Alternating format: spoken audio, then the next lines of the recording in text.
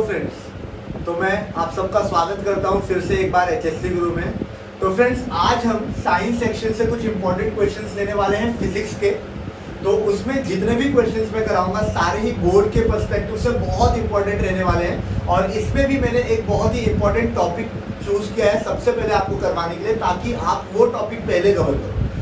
Basically क्या करना है आपको, अगर साइंस में अच्छा स्कोर करना है तो वेटेज के हिसाब से कुछ अच्छे टॉपिक्स जिसमें से क्वेश्चंस रिपीट होते हैं, जिसमें से क्वेश्चंस ज्यादा पूछे जा सकते हैं, वो टॉपिक्स आप पहले कवर कर दो सो दैट आपका स्कोर इजी हो जाए और अच्छा भी आए। तो इसीलिए मैंने आज ऑसिलेशन चूज करा है।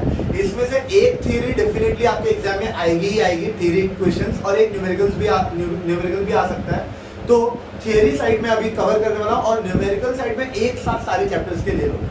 तो फ्रेंड्स, शुरू करते हैं बिना रुके आज ऑसिलेशन का हम रिवीजन और इंपॉर्टेंट क्वेश्चन का सेट। तो फ्रेंड्स, सबसे पहला क्वेश्चन जो इंपॉर्टेंट है ऑसिलेशन में, जो 2 मार्क के लिए पूछा जा सकता है, 2 मार्क के लिए, वो क्वेश्चन है obtain the differential equation of a particle performing SHM. ठीक है, कोई भी एक जो पार्टिकल है जब वो सिंपल हार्मोनिक मोशन परफॉर्म करती है। सिंपल हार्मोनिक मोशन का क्या मतलब होता है? सिंपल हार्मोनिक मोशन का मतलब होता है ऐसा मोशन जहां पर जो भी फोर्स है वो मीन पोजीशन की तरफ आना चाहता है। देखिए, मीन पोजीशन मतलब क्या होता है, समझिए एक आपका ये सेंटर पोजीशन है। समझिए अभी यहाँ पर समझिए, अगर घड़ी का जो घंटा है, ठीक है, जो बॉब है, अगर वो घूम रहा है, जब वो अपने ओरिजिनल पोजीशन पर वापस आ जाता है तो उसे हम बोलते हैं मीन पोजीशन। और ओरिजिनल पोजीशन से मैक्सिमम जो वो डिस्प्लेस होता है उसे हम बोलते हैं एक्सट्रीम पोजीशन। तो ये लेफ्ट एक्सट्रीम पोजीशन है और ये राइट एक्सट्रीम पोजीशन है। ठीक है, तो जब भी फोर्स मीन पोजीशन की तरफ आने की कोशिश करता है डिस्प्लेसमेंट के वजह से, तो उसे हम लीनियर सिंपल हार्मोनिक मोशन कहते हैं। ठीक है, तो इसी लीनियर सिंपल हार्मोनिक मोशन का हमें डिफरेंशियल इक्वेशन आज निकालना है। तो कैसे निकालेंगे हम, देखो जरा। सबसे पहले वही बात जो मैंने तुम्हें अभी बताई है वो तुम्हें लिख देनी है। लीनियर एसएचएम में force is directed towards mean position. Force कहाँ डायरेक्ट होता है? मीन पोजीशन की तरफ। ये डायग्राम तुम याद में रख लो। ठीक है, फोर्स जो होगा वो मीन पोजीशन की तरफ आने की कोशिश करेगा। ठीक है, और वो डायरेक्टली प्रोपोर्शनल किसके होगा? जितना भी डिस्प्लेसमेंट हो रहा है फोर्स का, उसके डायरेक्टली प्रोपोर्शनल होगा। ठीक है, पर क्योंकि ये जो फोर्स है वो मीन पोजीशन की तरफ आने की कोशिश कर रहा है, यानी डिस्प्लेसमेंट आपका ऐसा जा रहा है या फिर ऐसा जा रहा है, डिस्प्लेसमेंट के ऑपोजिट डायरेक्शन में जो फोर्स है वो आने का कोशिश कर रहा है। डिस्प्लेसमेंट आपका ऐसा होगा, या तो वो इस साइड घूमेगा या तो वो उस साइड घूमेगा, लेकिन फोर्स कहां पर आने की कोशिश कर रहा है? मीन पोजीशन पर। तो फोर्स डिस्प्लेसमेंट के ऑपोजिट काम करने की कोशिश कर रहा है, इसलिए वो फोर्स क्या होगा? माइनस। वो फोर्स क्या होगा? माइनस। ठीक है, तो अगर मैं यहां से बात करूं, फोर्स डायरेक्टली प्रोपोर्शनल है डिस्प्लेसमेंट के। समझ लीजिए मैंने डिस्प्लेसमेंट को x माना। ठीक है, डिस्प्लेसमेंट को क्या माना? x माना। तो जब ये साइन, ये प्रोपोर्शनल का साइन हटेगा तो इक्वल टू माइनस के। के क्या हो जाएगा? Proportionality constant. तो f इज इक्वल टू क्या आ जाएगा? माइनस के। ठीक है, तो ये हमें कहां से मिल रहा है? एसएचएम के डेफिनेशन से। एसएचएम के डेफिनेशन से हमें मिल रहा है f is equal to minus K. लेकिन हम फोर्स का ऑलरेडी एक डेफिनेशन जानते हैं जो कि न्यूटन ने दिया हुआ है। ठीक है, न्यूटन के हिसाब से F इज इक्वल टू मा ma। ठीक है, अब देखिए लेफ्ट हैंड साइड दोनों के सेम है, फोर्स और फोर्स दोनों का ही सेम है। इसका ये मतलब होगा कि जो राइट हैंड साइड है वो भी इक्वल होगी। तो minus k x will be equal to m a. ठीक है, minus k x will be equal to m a. ठीक है, यहाँ पे आपको minus k x is equal to m a मिल गया। अब हम क्या करेंगे, देखिए एक चीज हमेशा ध्यान में रखनी है, जब हम फिजिक्स 1 की स्टडी कर रहे हैं यानी मोशन की स्टडी कर रहे हैं, तो 3 बहुत ही इंपॉर्टेंट जो कंसेप्ट्स हैं, वो कंसेप्ट कौन कौन से हैं? सबसे पहला है डिस्प्लेसमेंट, फिर है वेलोसिटी, और फिर है आपका एक्सेलरेशन। ठीक है, डिस्प्लेसमेंट, वेलोसिटी और एक्सेलरेशन। तो याद रखिए, जब भी हम डिस्प्लेसमेंट का डेरिवेटिव लेते हैं तो हमें क्या मिलता है? वेलोसिटी। जब भी हम वेलोसिटी का डेरिवेटिव लेते हैं तो हमें क्या मिलता है? एक्सेलरेशन। हमें क्या मिलता है? एक्सेलरेशन। यानी कि एक बात हमेशा ध्यान रखिए, x से v की तरफ जाता है और v से a की तरफ जाता है। ठीक है, यानी कि जब इसका डेरिवेटिव लेंगे यानी v इज इक्वल टू क्या हो जाएगा? dx by dt। ठीक है, डिस्प्लेसमेंट का डेरिवेटिव लेंगे तो v मिलेगा, जबकि एक्सेलरेशन के लिए हमें क्या करना पड़ेगा? वेलोसिटी का डेरिवेटिव लेना पड़ेगा। ठीक है, अब वेलोसिटी का अगर मैं डेरिवेटिव ले रहा हूं तो देखिए d/dt, और ये यहाँ पर v लिखा हुआ है, v का वैल्यू क्या है dx/dt, v का वैल्यू क्या है dx/dt। तो d और d क्या हो गया आपका d स्क्वायर, और ये x बचा हुआ है, और dt और dt क्या हो गया आपका dt स्क्वायर। यानी कि जो आपका एक्सेलरेशन है उसकी फाइनल वैल्यू क्या होती है d²/dt², क्या होती है d²x/dt²। ये आपको एक्सेलरेशन की वैल्यू मिल गई, ये आपको एक्सेलरेशन की वैल्यू मिल गई, ठीक है।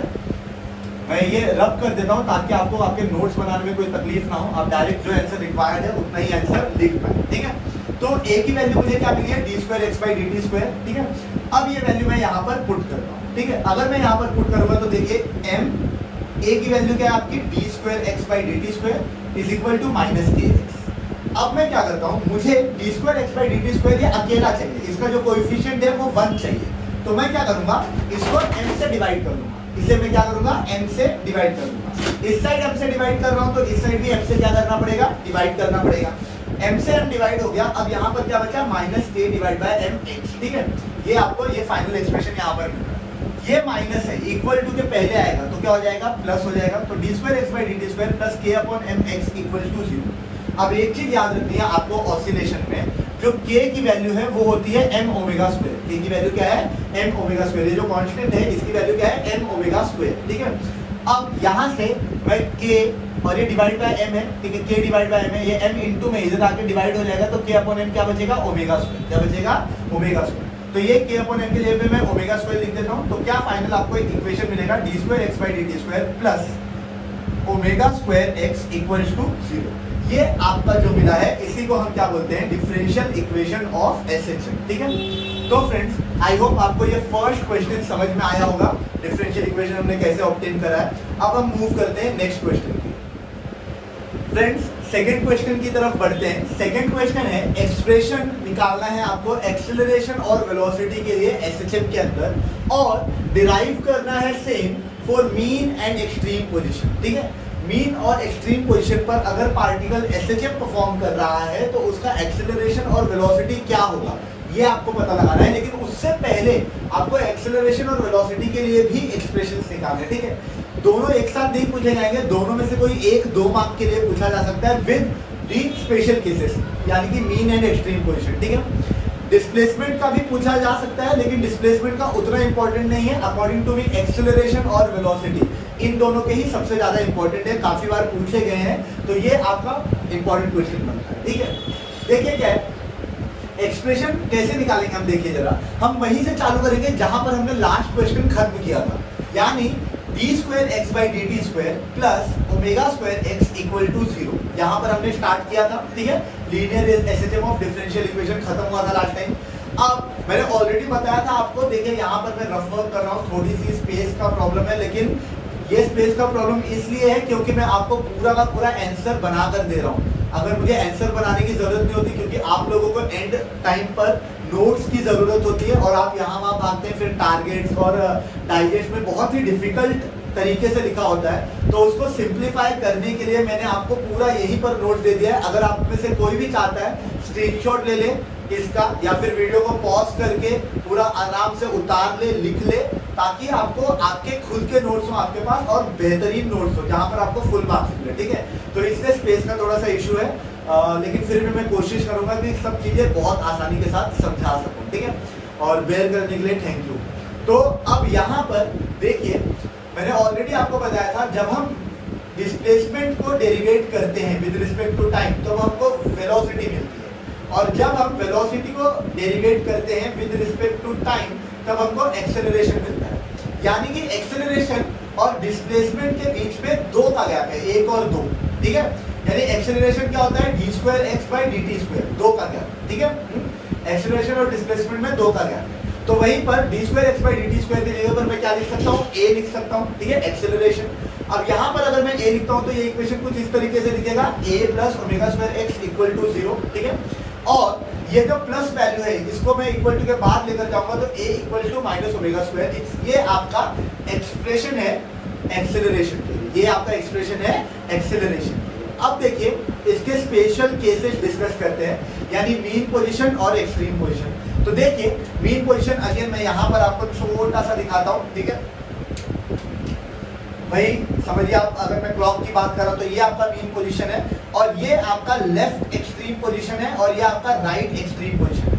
अब याद रखिए जब हम एक्सट्रीम पोजीशन पर जाते हैं यानी मैक्सिमम डिस्प्लेसमेंट कवर करते हैं, तो जो मैक्सिमम डिस्प्लेसमेंट कवर होता है उसे ऑसिलेशन के लैंग्वेज में एम्पलीट्यूड कहा जाता है। क्या कहा जाता है? एम्पलीट्यूड। क्या कहा जाता है? एम्पलीट्यूड। जब हम मैक्सिमम डिस्प्लेसमेंट कवर करते हैं तो उसे हम एम्पलीट्यूड यानी ए बोलते हैं, ठीक है। तो यहाँ पर मिनिमम पोजीशन यानी मीन पोजीशन पर जो डिस्प्लेसमेंट होगा ही नहीं, अगर आपका पार्टिकल यहीं पर है तो उसने कोई भी डिस्प्लेसमेंट नहीं किया, वो जहां पर था वहीं पर है, एकदम सेंटर पर। अगर वो सेंटर पर है तो किसी तरीके का डिस्प्लेसमेंट नहीं हुआ, इसीलिए x की वैल्यू क्या होगी? 0। x की वैल्यू क्या होगी? 0। अब ये x की वैल्यू 0 अगर मैं यहाँ पर पुट करूं तो ओमेगा स्क्वायर इंटू 0, किसी भी वैल्यू को 0 से अगर मल्टीप्लाई किया जाता है तो 0 ही मिलता है। तो ये आपका एक्सेलरेशन का वैल्यू क्या हो जाएगा? 0। और 0 ये आपका मिनिमम एक्सेलरेशन होगा। इससे नीचे एक्सेलरेशन तो जा नहीं सकता ना, एक्सेलरेशन नेगेटिव क्वांटिटी नहीं हो सकती, 0 से नीचे नहीं जा सकता, ठीक है। सेकंड देखो एक्सट्रीम पोजीशन पर मैंने ऑलरेडी बता दिया, या तो वो पॉजिटिव ए होगा या तो वो नेगेटिव ए होगा, ठीक है। एम्पलीट्यूड होगा मैक्सिमम डिस्प्लेसमेंट, ठीक है। तो मैं यहाँ पर x के जगह पर या तो प्लस ए लिखता हूँ या तो माइनस ए लिखता हूँ, ठीक है। और अगर उसको ओमेगा स्क्वायर से मल्टीप्लाई करूँ तो क्या हो जाएगा? ओमेगा स्क्वायर ए। और ये आपका मैक्सिमम एक्सेलरेशन होगा, ये आपका क्या होगा? मैक्सिमम एक्सेलरेशन, ठीक है। सेकंड फ्रेंड्स अब हम बढ़ते हैं वेलोसिटी की तरफ, ठीक है। कहां पर बढ़ते हैं हम? वेलोसिटी की तरफ। तो देखिए अगेन वहीं से स्टार्ट करेंगे जहां पर हमको बेसिक जो इक्वेशन मिला हुआ है, एक इक्वेशन वो रामबाण है, ठीक है। वो इक्वेशन है d2x/dt² plus omega square x equal to 0, ठीक है। अब हमें वेलोसिटी चाहिए। देखो वेलोसिटी के तो मैंने ऑलरेडी बता दिया, वेलोसिटी मतलब क्या? जब हम डिस्प्लेसमेंट को डेरिवेट करेंगे तो डिस्प्लेसमेंट को डेरिवेट करने के लिए हमें उस फॉर्म में लाना पड़ेगा। तो यहाँ पर d स्क्वायर है तो मैंने d को 2 बार लिख दिया, dt का स्क्वायर है तो मैंने dt को 2 बार लिख दिया, ठीक है। इसको ब्रेक कर दिया। अब देखिए dx/dt, x का डेरिवेटिव क्या हो जाएगा? v। x का डेरिवेटिव क्या हो जाएगा? v। तो यहाँ पर क्या बचेगा? dv/dt। क्या बचेगा? dv/dt is equal to minus omega square x, ठीक है।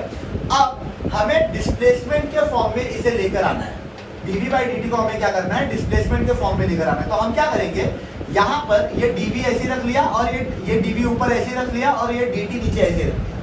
हमें क्या करना है? ऊपर dx लिखा, नीचे dx लिखा, केवल एडजस्ट करने के लिए। dx और dx अगर कर गए तो खत्म, वापस हमें dv/dt ही मिल जाएगा, ठीक है। केवल एडजस्ट करने के लिए हमने क्या करा है? dx से मल्टीप्लाई किया, dx से और डिवाइड कर दिया। अब देखिए dx/dt क्या होता है आपका? v। तो मैंने dx/dt के लिए क्या कर दिया? v कर दिया।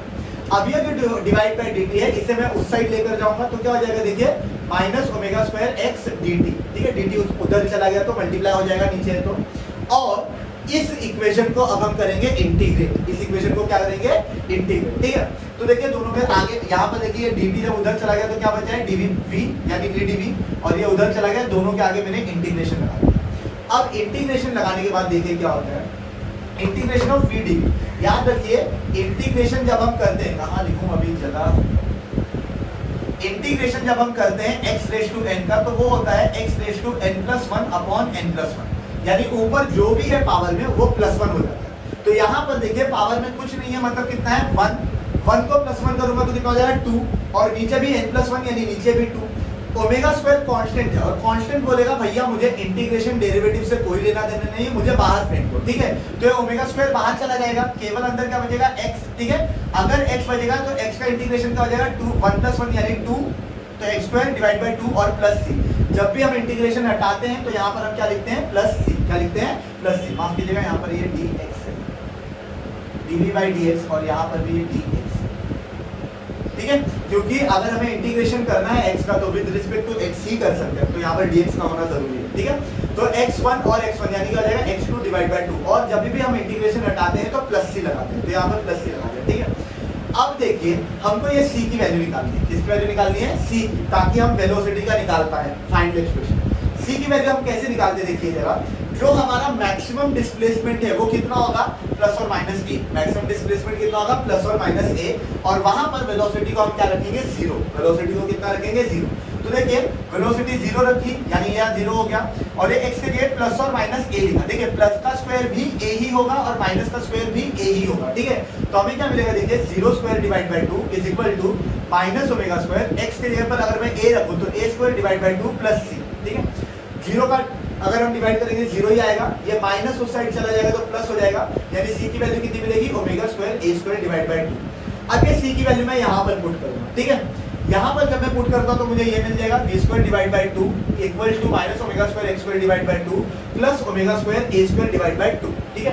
टू टू टू कैंसिल हो जाएंगे क्योंकि तीनों डिनोमिनेटर में। ऊपर क्या बच गया, देखिए V square is equal to omega square, ठीक है। ये ओमेगा स्क्वायर कॉमन था, यहाँ पर लिख दिया, ए स्क्वायर माइनस एक्स स्क्वायर, जो पॉजिटिव था पहले लिख दिया, जो नेगेटिव था वो बाद में लिख दिया। ओमेगा स्क्वायर कॉमन है जो कि बाहर चला गया, ठीक है। अब देखिए जब भी स्क्वायर हटता है तो इक्वल टू के बाद क्या लग जाता है, स्क्वायर रूट। तो यहाँ से स्क्वायर हटाया तो ये स्क्वायर रूट लगता है। ओमेगा स्क्वायर है, स्क्वायर स्क्वायर रूट के बाहर आएगा तो प्लस और माइनस एक बच जाएगा, दो का एक पेयर बाहर आता है, ठीक है। और अंदर क्या बचेगा, ए स्क्वायर माइनस एक्स स्क्वायर। यही आपका वेलोसिटी का एक्सप्रेशन, ठीक है।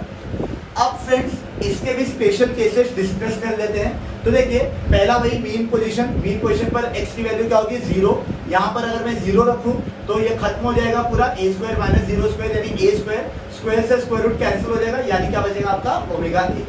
अगर मैं एक्सट्रीम पोजीशन की बात करूं तो ए के एक्स के जगह पे क्या रखना पड़ेगा मुझे, ए स्क्वायर माइनस ए स्क्वायर कैंसिल हो जाएगा तो क्या आएगा, जीरो, और जीरो को मल्टीप्लाई करा तो क्या होगा, जीरो। और यही आपकी क्या होगी, मिनिमम वेलोसिटी। जो ऊपर मिली है वो आपकी क्या होगी, मैक्सिमम वेलोसिटी। तो फ्रेंड आई होप आपको ये एक्सप्रेशन समझा हो, एक्सेलरेशन और वेलोसिटी का इन एसएचएम, ठीक है। ये इंपॉर्टेंट क्वेश्चन है, एक पूछा जा सकता है इनमें से, इसलिए मैंने लिया हुआ है, ठीक है। अब हम आगे बढ़ते हैं जो कि और इंपॉर्टेंट क्वेश्चन है, तो बढ़ते हैं क्वेश्चन 3 की तरफ। सो फ्रेंड्स अब बढ़ते हैं क्वेश्चन नंबर 3 की तरफ, जो इस चैप्टर से इंपॉर्टेंट है। वो है obtain the expression for kinetic energy of a particle performing SHM and discuss its value at mean and extreme position. तो अभी हमें काइनेटिक एनर्जी का एक्सप्रेशन निकालना है, फिर हम डिस्कस करेंगे कि मीन और एक्सट्रीम पोजीशन पर उसकी क्या वैल्यू होगी, ठीक है। तो हमारे पास ये एक बेसिक सा डायग्राम है जहां पर ये O तुम्हारा मीन पोजीशन है और ये N और M एक्सट्रीम नेगेटिव और एक्सट्रीम पॉजिटिव पोजीशन है, ठीक है। एक्सट्रीम नेगेटिव और एक्सट्रीम पॉजिटिव पोजीशन है और O आपका क्या है, मीन पोजीशन। समझिए, consider a particle performing SHM along path mn path पर समझिए एसएचएम परफॉर्म हो रहा है, हैविंग मीन पोजीशन O, जिसका मीन पोजीशन क्या है, O। Now OP equals to x, यहाँ से पार्टिकल ने थोड़ा सा डिस्प्लेसमेंट किया हुआ है और वो डिस्प्लेसमेंट कितना है, अप टू पोजीशन P, जिसकी वैल्यू है x, जिसकी वैल्यू क्या है, x, ठीक है। अब हमने पीछे जस्ट इसी के सेकंड क्वेश्चन में करा, इसी वीडियो के, तो हमने v के लिए एक्सप्रेशन निकाला था, v equals to omega square root of a square minus x square, ठीक है। ये आपकी v की वैल्यू। और काइनेटिक एनर्जी का एक बहुत ही सिंपल सा यूनिवर्सल फॉर्मूला है, और वो फॉर्मूला क्या है, kinetic energy equals to half mv square. Kinetic energy equals to half mv square. तो हाफ को ऐसे ही रखा, m को वैसे ही रखा, और v की वैल्यू v में सब्स्टिट्यूट कर दी। v का स्क्वायर बोला है, स्क्वायर से स्क्वायर रूट कैंसिल हो गया, तो देखिए ओमेगा का स्क्वायर हो जाएगा, और ये कैंसिल होने की वजह से क्या बचेगा, a square minus x square. अब मैंने जो पहला क्वेश्चन कराया था वहां पर मैंने आपको बताया था कि k अपॉन m जो होता है, ठीक है, वो क्या होता है आपका omega square. k upon m क्या होता है, ओमेगा स्क्वायर। तो m जब वहां चला जाएगा तो k की वैल्यू क्या हो जाएगी, m ओमेगा स्क्वायर। तो ये m ओमेगा स्क्वायर की जगह पे मैं क्या रख सकता हूँ, k रख सकता हूँ, तो मैंने यहाँ पर k रख दिया, ठीक है। ये आपका काइनेटिक एनर्जी का फाइनल एक्सप्रेशन है, ठीक है। अब इसके स्पेशल केसेस डिस्कस कर लेते हैं। तो मीन पोजीशन पर हमेशा आपको मालूम है कि x की वैल्यू 0 होने वाली है, और एक्सट्रीम पोजीशन पर x की वैल्यू प्लस और माइनस एम्पलीट्यूड, जो कि मैक्सिमम डिस्प्लेसमेंट होता है, ठीक है। तो अगर हम इस एक्सप्रेशन में x की जगह पर 0 रख दें तो ये पूरा खत्म हो गया, यानी कि वैल्यू क्या बची, हाफ के a स्क्वायर। क्या बची, हाफ के a स्क्वायर, जो कि आपकी मैक्सिमम काइनेटिक एनर्जी है। वहीं पर अगर मैं x की जगह पर प्लस a लिखूं या माइनस a लिखूं, जिसका स्क्वायर हमेशा पॉजिटिव होगा, तो a का स्क्वायर क्या हो जाएगा, a स्क्वायर से a स्क्वायर कैंसिल हो जाएगा, यानी यहाँ पर बचेगा 0, और 0 में किसी भी नंबर का मल्टीप्लिकेशन क्या लाता है, 0। तो जो काइनेटिक एनर्जी मिलेगी एक्सट्रीम पोजीशन पर वो कितनी हो जाएगी, 0, जो कि क्या होगी आपकी मिनिमम काइनेटिक एनर्जी। और ये जो मीन पोजीशन पर आपको क्या मिलेगी, मैक्सिमम काइनेटिक एनर्जी। ये आपका क्वेश्चन नंबर 3 कंप्लीट हो गया। अब हम बढ़ते हैं पोटेंशियल एनर्जी की तरफ। सो फ्रेंड्स, बढ़ते हैं क्वेश्चन नंबर 4 की तरफ। ठीक है, क्वेश्चन नंबर 4 जो कि है obtain differential equation for potential energy. ठीक है, पोटेंशियल एनर्जी के लिए हमें एक्सप्रेशन निकालना और फिर वही मीन और एक्सट्रीम क्वेश्चन पर उसके क्या वैल्यूज होगी वो बतानी है। ठीक है, तो देखिए पोटेंशियल एनर्जी के लिए हम लीनियर एसएचएम का जो डेफिनेशन है वहां से हम उठाएंगे। लीनियर एसएचएम के हिसाब से फोर्स जो होता है वो हमेशा it is directly proportional to displacement in the opposite direction. तो F is equal to minus kx, question number 1 में करा था हमने। ठीक है, अब हम क्या कर रहे हैं, जो पार्टिकल है उसको फर्दर डिस्प्लेस कर रहे हैं, यानी x से अब वो dx की तरफ थोड़ा सा और डिस्प्लेस होगा। ठीक है, अगेंस्ट दिस फोर्स। और जब पार्टिकल मूव करेगा तो वर्क होगा, क्योंकि पार्टिकल थोड़ा सा ही डिस्प्लेस हो रहा है इसलिए जो वर्क होगा वो भी थोड़ा सा होगा, थोड़ा सा यानी dw। ठीक है, w यानी टोटल वर्क, d यानी छोटा सा वर्क। ठीक है, तो dw। अब वर्क का फॉर्मूला क्या होता है, work is equal to force into displacement, force into displacement. ठीक है, तो फोर्स है हमारा F और डिस्प्लेसमेंट है हमारा dx, लेकिन ये अगेंस्ट द फोर्स हो रहा है इसलिए क्या होगा माइनस dx।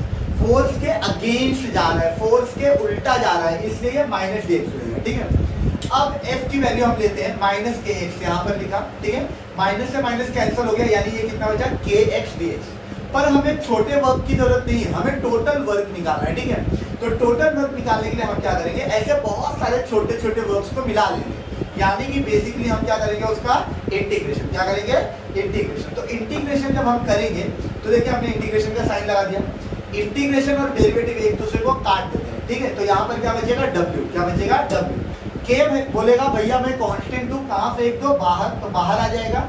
अब केवल x बचेगा, x का इंटीग्रेशन देखिए ऊपर 1 है तो इंटीग्रेशन अभी मैंने बताया था जो भी रहता है उसमें +1 करते हैं और नीचे भी वही वैल्यू लेते हैं, तो 1 + 1 2 और नीचे भी 2। ठीक है, अब ये जो वर्क है, जो वर्क हुआ है, यही वर्क आपका पोटेंशियल एनर्जी कहलाता है। यही वर्क क्या कहलाता है, पोटेंशियल एनर्जी। तो पोटेंशियल एनर्जी कितनी मिल जाएगी आपको, kx²/2। कितनी मिल जाएगी, kx²/2। अब हम स्पेशल केसेस की तरफ बढ़ते हैं। देखिए मीन पोजीशन आपको निकालना है। ठीक है, मीन पोजीशन यानी x की वैल्यू हमेशा 0, एक्सट्रीम पोजीशन यानी x की वैल्यू +or-a। अब यहाँ पे अगर मैं 0 पुट करता हूँ तो k × 0 का स्क्वायर, 0 से किसी का भी मल्टीप्लिकेशन यानी 0, और फिर यहाँ पर a का वैल्यू रखता हूँ तो +or-a, उसका स्क्वायर करोगे तो a का स्क्वायर ही मिलेगा, तो ka²/2। ये आपका मैक्सिमम पोटेंशियल एनर्जी होगा और ये आपका मिनिमम पोटेंशियल।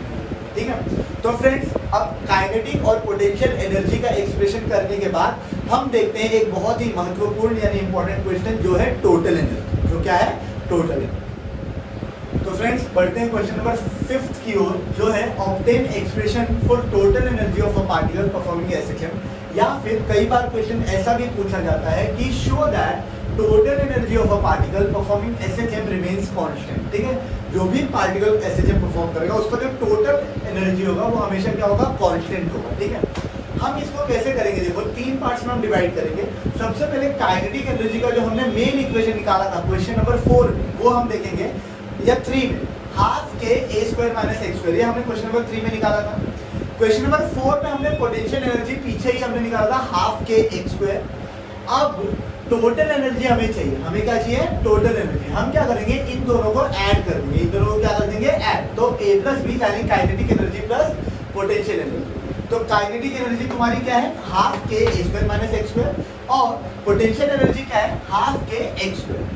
अब अगर मैं ब्रैकेट ओपन करूं तो देखिए हाफ के a² माइनस का साइन हाफ के x² प्लस हाफ के x², माइनस हाफ के x² प्लस हाफ के x² कैंसिल हो जाएगा और आपको वैल्यू क्या मिलेगी, हाफ के a²। ये आपको मिल रही है टोटल एनर्जी। ठीक है, अब फ्रेंड्स टोटल एनर्जी का जो ये एक्सप्रेशन मिल रहा है, इसमें जो k होता है ये फोर्स कांस्टेंट है आपका, स्प्रिंग कांस्टेंट, और एम्पलीट्यूड ये भी एक कांस्टेंट वैल्यू होगी डिस्प्लेसमेंट की।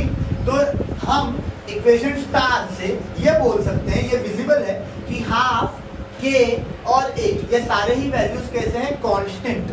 इसीलिए हम कंक्लूड कर सकते हैं कि total energy of a particle performing SHM also remains constant. ठीक है, तो ये टोटल एनर्जी का डेरिवेशन था जो बहुत ही इजीली हो गया। अब फ्रेंड्स बढ़ते हैं नेक्स्ट क्वेश्चन की तरफ, जो है आपका सिंपल पेंडुलम का एक्सप्रेशन।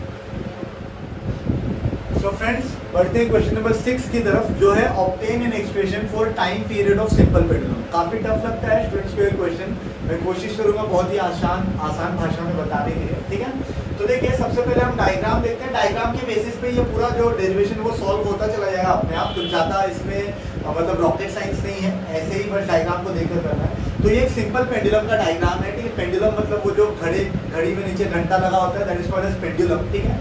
तो ये जो पेंडुलम है ये एक रिजिड सपोर्ट से जुड़ा हुआ है, यानी ये रिजिड सपोर्ट का क्या मतलब होता है, जहां से वो गिरेगा fixed support, that is called as rigid support, ठीक है। ये रिजिड सपोर्ट से ये पेंडुलम का इनिशियल पोजीशन है OA, जहां पर वो रुका हुआ रहता है, फिर वो OC और OB तक डिस्प्लेस हो सकता है, ठीक है। ये जो यहाँ पर लगा हुआ है ये बॉब है, बॉब का खुद का एक वेट होगा जो कि mg होगा, जो कहाँ पर वेट हमेशा वर्टिकली डाउनवर्ड एक्ट करता है, ठीक है। नीचे ही वेट एक्ट करेगा, ऊपर नहीं वेट एक्ट कर सकता, नीचे ही करता है, ठीक है, ग्रेविटी के कारण। और ये एक सेमी वर्टिकल एंगल है, लेंथ स्ट्रिंग की L है, और स्ट्रिंग के अंदर इस बॉब की वजह से एक स्ट्रेन पैदा होगा, एक टेंशन पैदा होगा, जो कि T' होगा, वो भी एक तरीके का फोर्स ही है, ठीक है। तो कंसीडरेशन में बहुत बार इश्यूज होते हैं स्टूडेंट्स को, ठीक है। तो आपको अगर नोट्स हैं तो इसका आप स्क्रीनशॉट ले सकते हैं, देख सकते हैं, ठीक है। और अगर आप नए हैं चैनल पे तो प्लीज लाइक सब्सक्राइब करें और शेयर करना चैनल को ना भूलें, ठीक है। तो अब यहाँ पर अगर आपको पसंद आ रहा है तो आप डेफिनेटली इतना कर सकते हैं, ठीक है। अब यहाँ पर हम केवल कंसीडरेशन यही से लिखेंगे, m जो होगा वो क्या होगा, मास ऑफ द बॉब, ठीक है। m क्या है, mass of the Bob. T' ये क्या है, इस जैसे ही वो बॉब घूमेगा, ठीक है, तो जो स्ट्रिंग है उसके ऊपर टेंशन होगा, उसके ऊपर फोर्स पैदा होगा, यहाँ से वहां घूमते टाइम, तो वो T' वही स्ट्रिंग के अंदर का टेंशन है, ठीक है। L ये लेंथ है स्ट्रिंग का, और थीटा क्या है, सेमी वर्टिकल एंगल। देखिए ये पूरा वर्टिकल नहीं है, आधा वर्टिकल है, आधा खड़ा है ये, ठीक है, आधा खड़ा, that is why it is semi vertical angle, ठीक है। mg ये वेट होगा बॉब का जो नीचे एक्ट करेगा, OA ये इक्विलिब्रियम पोजीशन है, और AC और AB ये डिस्प्लेस्ड पोजीशन है, ठीक है। अब यहाँ पर इन द डिस्प्लेस्ड पोजीशन, जब ये पोजीशन डिस्प्लेस हो जाएगी, दो फोर्सेस एक्ट करेंगे बॉब के ऊपर।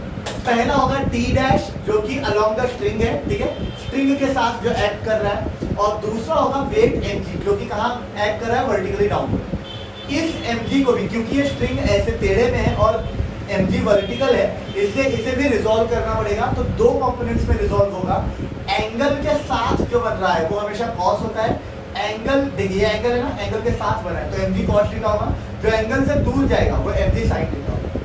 ये जो cos थीटा है ये ऐसे नीचे जा रहा है और T' ऊपर जा रहा है, तो mg cos थीटा को ये T' बैलेंस कर देगा, और mg sin थीटा इस साइड जा रहा है। देखिए ये मीन पोजीशन की तरफ जाने की कोशिश कर रहा है, और आपको मैंने बताया था मीन पोजीशन की तरफ जाने की कोशिश कौन करता है, जो फोर्स होता है SHM का। पहला ही जो लाइन मैंने बताया था इस चैप्टर के इंपॉर्टेंट में, मीन पोजीशन की तरफ देखिए mg sin थीटा जाने की कोशिश कर रहा है, जो कि आपका पहला ही मैंने बताया था कि वो फोर्स होता है SHM में, जो मीन पोजीशन की तरफ जाने की कोशिश करता है, और जो डायरेक्टली प्रोपोर्शनल होता है डिस्प्लेसमेंट। तो वही फोर्स यहाँ पर हम लेंगे बॉब को मीन पोजीशन पे लाने के लिए, ठीक है। तो ये फोर्स कितना होगा, minus mg sin theta. Minus क्यों, क्योंकि वो अगेंस्ट द फोर्स जा रहा है, ठीक है। तो F equal to minus mg sin theta, पर थीटा बहुत ही ज्यादा छोटा है, थीटा क्या है, बहुत ही ज्यादा छोटा, इससे sin थीटा को हम डायरेक्टली थीटा लिखेंगे, ठीक है। अब अगर मैं ये पूरा एक आपका फिगर लूं, ठीक है, और इस फिगर में ये आपका डिस्प्लेसमेंट है अगर मैं समझूं, ठीक है, तो tan थीटा अगर मैं लूंगा तो देखिए opposite side upon adjacent side, ठीक है, opposite side upon adjacent side. तो ऑपोजिट साइड क्या होगा x, और एडजेसेंट साइड क्या होगा आपका l। तो tan theta is equal to x upon l, लेकिन थीटा अगेन बहुत छोटा है, तो tan थीटा की वैल्यू क्या हो जाएगी थीटा, तो थीटा की वैल्यू क्या होगी x अपॉन l। ये थीटा की जगह पर मैं क्या रखूंगा x अपॉन l, ठीक है। तो आपको मिल रहा है f is equal to minus mg x upon l। अब हमें निकालना है टाइम पीरियड, हमें क्या निकालना है, टाइम पीरियड। तो टाइम पीरियड का एक्सप्रेशन क्या होता है, t equals to 2π upon omega, t equals to 2π upon omega.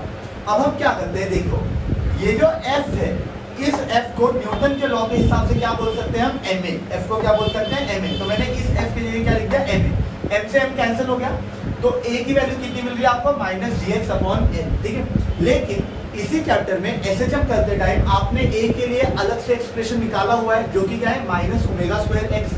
अब ये वैल्यू मैं यहाँ पर पुट करता हूँ, तो देखिए minus omega square x is equal to minus gx upon n। Minus से माइनस कैंसिल हो गया, x से x कैंसिल हो गया, ओमेगा स्क्वायर कितना बचा, g अपॉन n।